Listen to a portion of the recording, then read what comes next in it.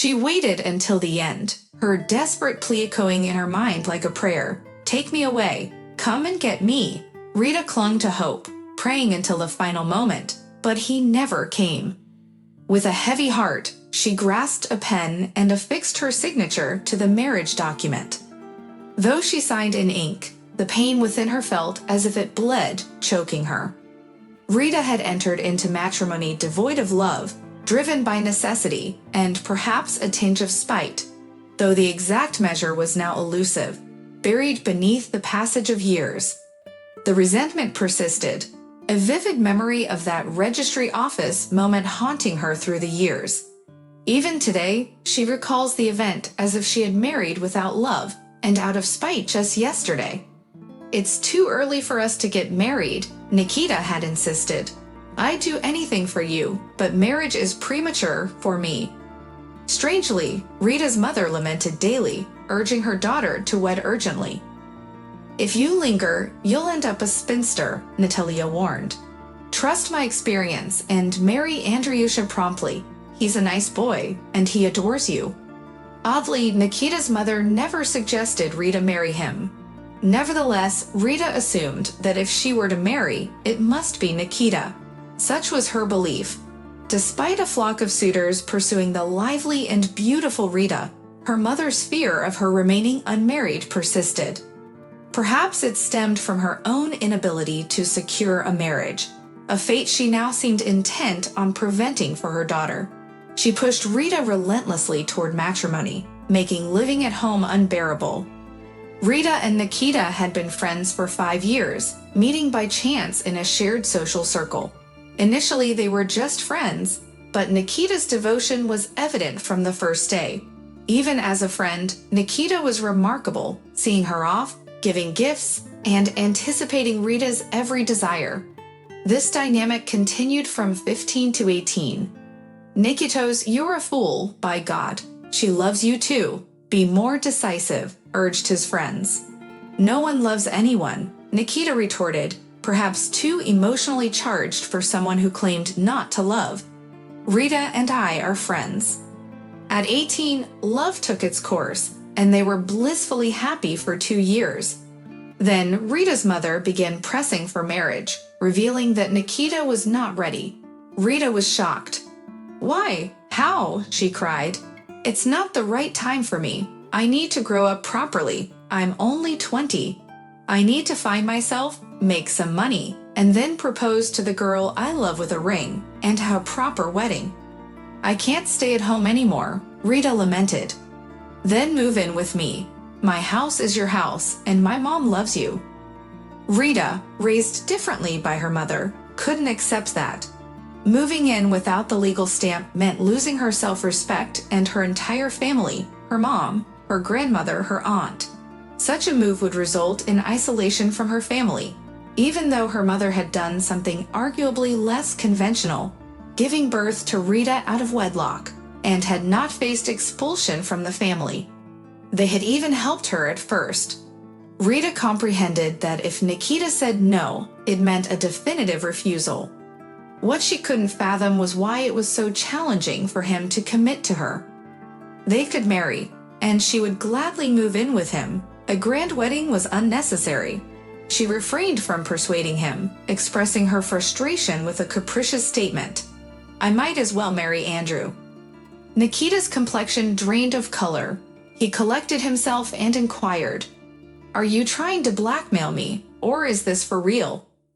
"What else can I do?" she replied.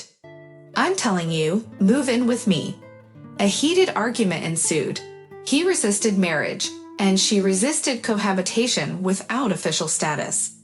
Rita's mother had firmly ingrained in her the belief that living with a man without a marriage certificate was unacceptable. Despite their more than friendly relationship, Rita did not view their cohabitation as an issue. She saw it as a common practice. Rita endured her mother's persisting pressure and eventually married Andrei. Nikita was aware, residing in the same neighborhood, but took no action. Rita held onto the hope that he would rescue her from the shackles of the loveless marriage. Standing on the stairs in her white dress and veil, she waited, reminiscent of a movie scene where the beloved rescues the distressed bride. Yet reality mirrored her disappointment. Rita questioned why she had demanded that stamp from Nikita. She could have simply moved in with him. Whomever she offended, her mom or someone else, was their own fault. "Rita, are you coming?" Andre called out, exuding happiness and pride. Of course, he was thrilled. He had secured a beautiful wife that everyone in the neighborhood coveted. Their married life began, with Nikita occasionally doing friendly gestures for Rita. Nothing hinted at their past romantic entanglement. However, Andre was not content with their friendship. He found a job in St. Petersburg and took his young wife there. The ensuing 7 years were marked by unhappiness. Andre, distant and miserly, made Rita suffer. Young and beautiful, she was lectured on frugality, with reminders that more than 5 dresses were unnecessary when rent needed to be paid. Nikita called occasionally, inquiring about her well-being and offering help. Rita, unable to accept money from him, changed the subject. "I hear you're living with a girl?" she asked during one of their calls. "Well, yes," Nikita responded indifferently. "We're renting an apartment for now. I haven't earned enough for my own." The connection severed, leaving Rita immersed in her joyless life.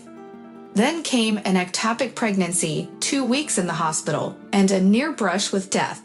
Lying awake at night, Rita regretted her choices, acknowledging the trap she had set for herself. Living without love, she had almost lost her life. She yearned to call Nikita and confess her mistakes, but the fear of rejection held her back. Her husband's indifferent visits to the hospital and his tedious complaints upon her return home intensified her misery. Finally, pushed to her limit, Rita declared her departure, only to face Andre's resistance and the confiscation of her cell phone. She felt physically trapped. "Though with what you're wearing, look at her, she'll leave me. Who needs you?"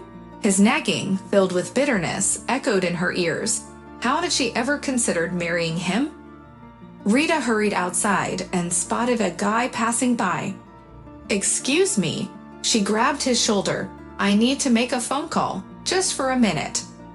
The guy looked at her cautiously and hesitantly handed over his phone. Rita had memorized the number over the years. "Hello," her favorite voice answered. "Hello, tell me, haven't you gotten married yet?" A pause. Then, "What happened?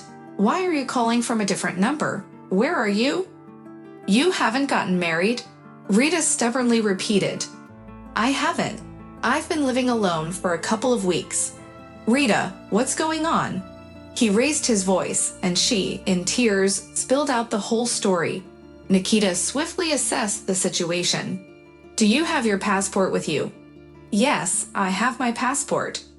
"Give the phone to the owner of the phone." The guy listened to Nikita, nodded, then handed the phone back to Rita. "Talk calmly, girl."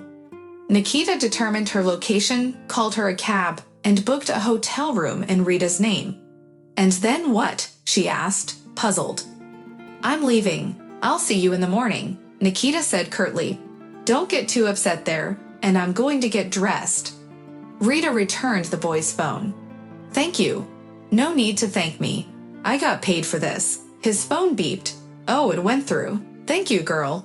Rita lay on the hotel bed, smiling. Nikita had arranged for food to be delivered to her room, along with flowers. The bouquet had a card that read, "Don't be sad." She was hardly sad anymore, but sleep eluded her that night. Early in the morning, there was a knock on the room. Rita opened the door and found herself enveloped in Nikita's strong, reassuring embrace. They hugged for a long time, unable to tear themselves away. Then she said, wiping away tears of happiness, "You don't have to marry me. Not at all." "Well, no way."